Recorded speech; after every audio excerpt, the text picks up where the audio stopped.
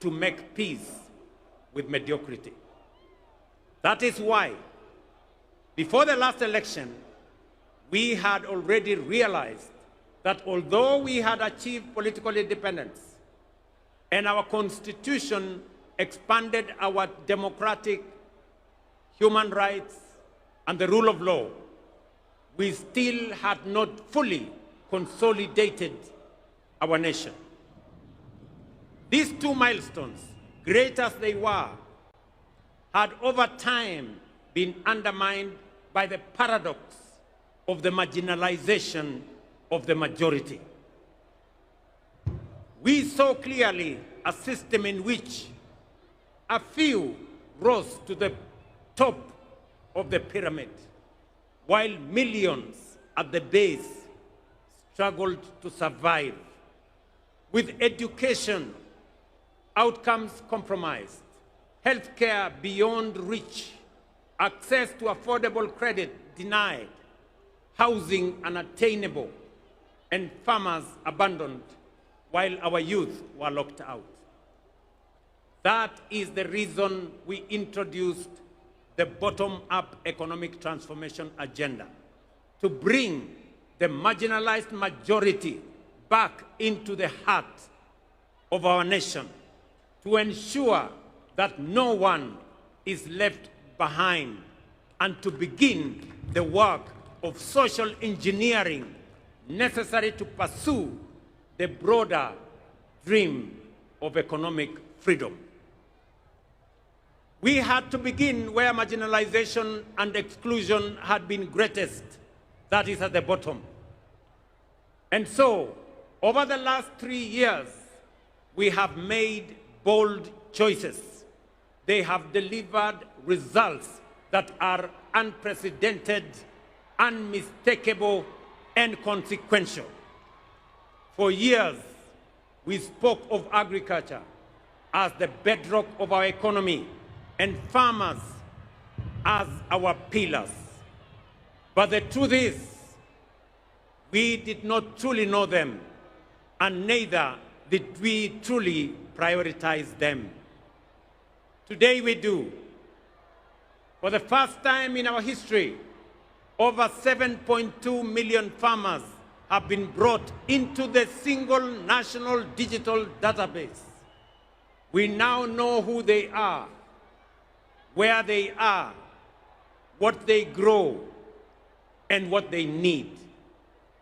And with that knowledge came the power, not for brokers, not for cartels, but for the farmer.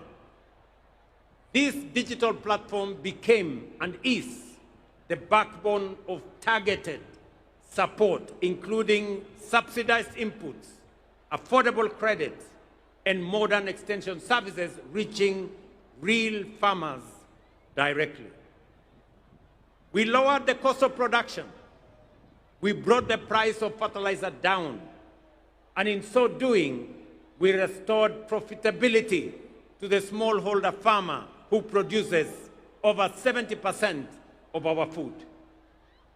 Fellow citizens, the results are undeniable. Maize production is up. Prices of flour is down. The tea sector is rising. Coffee is rebounding. Dairy is expanding. And the sugar industry has been reformed. By strengthening value chains, cooperatives, irrigation, and processing, we have built systems that work for our agricultural sector. And now, with millions of farmers no longer forgotten, we are ready to walk with them to the next chapter of economic freedom. 3 years ago, education was in distress. Classrooms were overcrowded. Many universities were technically insolvent, and teachers were overwhelmed. Today, we have hired 76,000 teachers, and by next month, a total of 100,000 teachers, the largest recruitment of teachers in Kenya's history. We have built 23,000 new classrooms, and 1,600 laboratories are under construction across the nation. Importantly, through the student-centered funding model, we placed the learner at the heart of our reforms.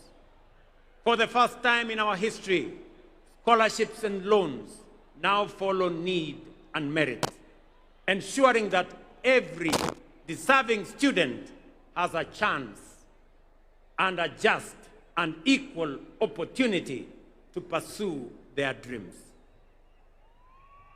Nearly 500,000 students have already benefited from this funding model.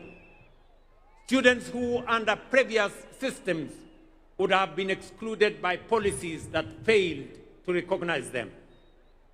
This reform has lifted the financial burden from families and enabled students to choose courses that align with their talents, with their aspirations, and with the needs of our nation.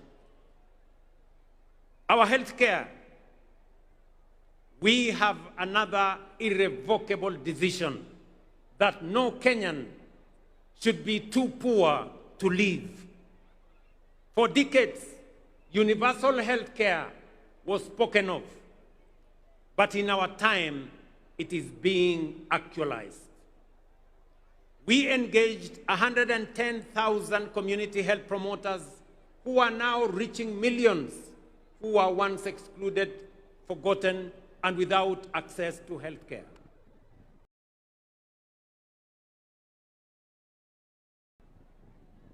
CHP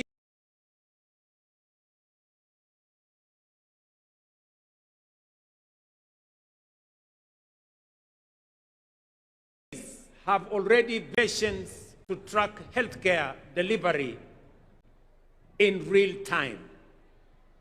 Today, over 28 million Kenyans are registered under the Social Health Authority, up from 8 million under the old system.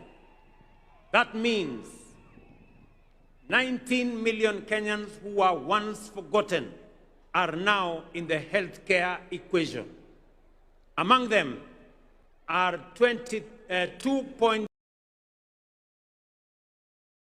million vulnerable Kenyans, orphans, widows, and the elderly, whose health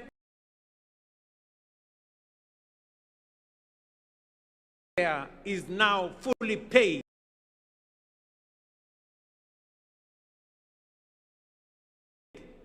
by the government of Kenya.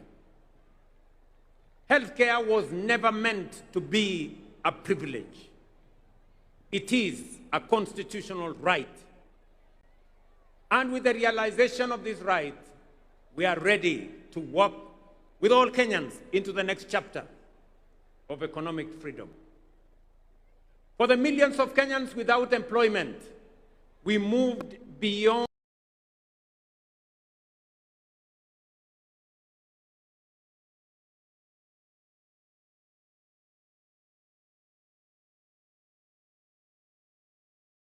diagnosing the job crisis, never delivered. It is stability. And it is the first step out of poverty.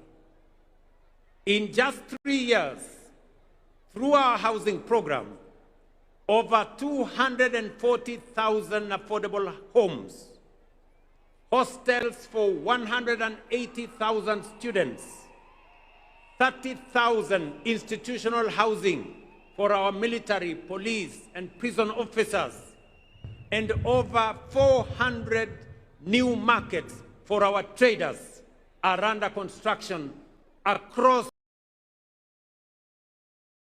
all our 47